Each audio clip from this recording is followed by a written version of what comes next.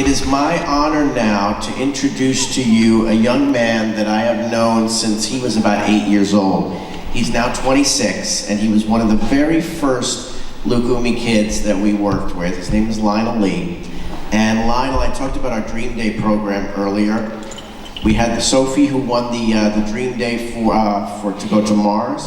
Lionel also that same year won a Dream Day to become a soccer star, and we arranged for him to play with the New York Red Bulls.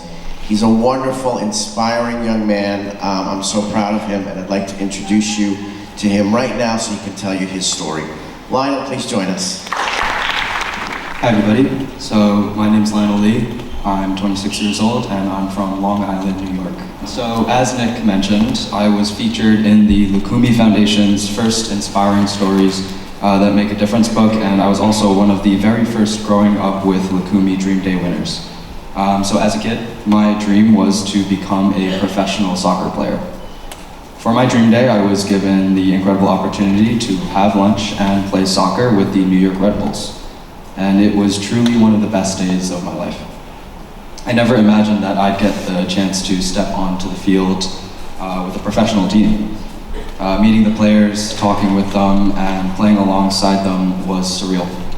And that experience helped me understand the heart of the Loukoumi Foundation's mission, that you can achieve your dreams if you believe in yourself and work hard. Loukoumi has also taught me so much about selflessness, the power of giving back, and the beauty of making a real difference in people's lives. Ever since I won the first Dream Day contest back in 2008, Loukoumi has been a huge part of my story. Its mission and values have deeply shaped who I am, and I've carried these lessons with me through some of the most meaningful moments in my life. And today, I'd love the chance to share my journey with all of you.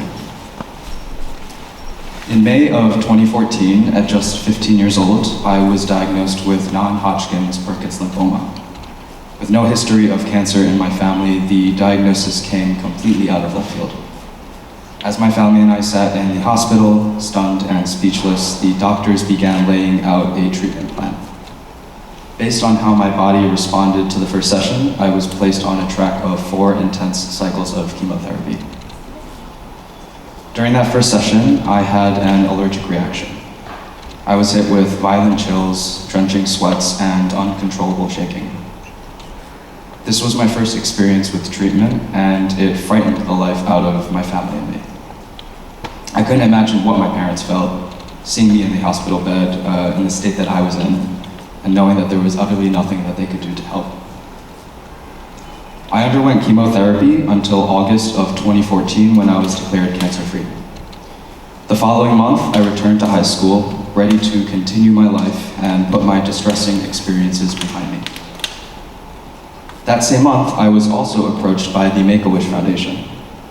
They offered me one wish, and I thought about it for quite some time, and yes, I also considered another day with the New York Red Bulls, but in the end, I knew that what I wanted most was to treat my family to a trip to Disneyland Paris after all that we had been through. We began planning, and I even started brushing up on my French. But then, in December of 2014, I relapsed. Just like that, it came all rushing back. The chemo, the medications, the crushing treatments, only this time with a grueling stem cell transplant.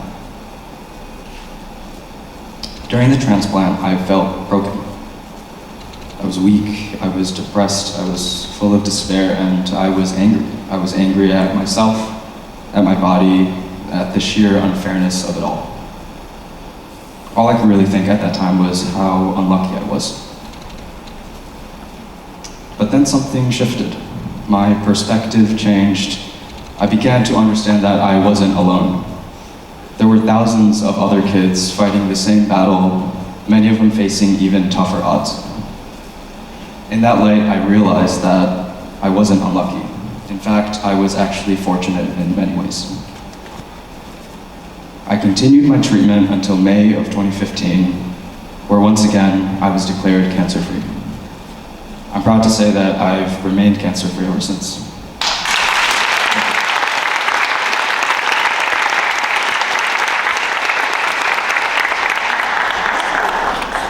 The same year that I was declared cancer-free, Make-A-Wish came back to me and asked, do you want to take that trip again?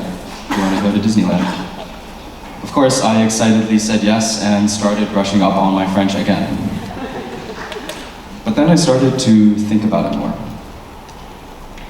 During my relapse, while undergoing the transplant process, I had a great deal of time to reflect on who I was and who I wanted to become. It gave me the opportunity to think deeply about my life and what I truly wanted to accomplish if I made it through. I recalled the values that I had learned through the Loukoumi Foundation about giving back and making a positive impact, and I realized that I didn't want to let this opportunity provided by Make-A-Wish go to waste. I decided to use my wish to support a nonprofit organization that had financially assisted my family and me during my treatment. The NPO is known as Friends of Caring, and they provide financial and advocacy support for families of children facing life-threatening illnesses. I drafted 3 funding proposals for $5,000, $7,000, $7,500, and $10,000, and submitted them to my social workers.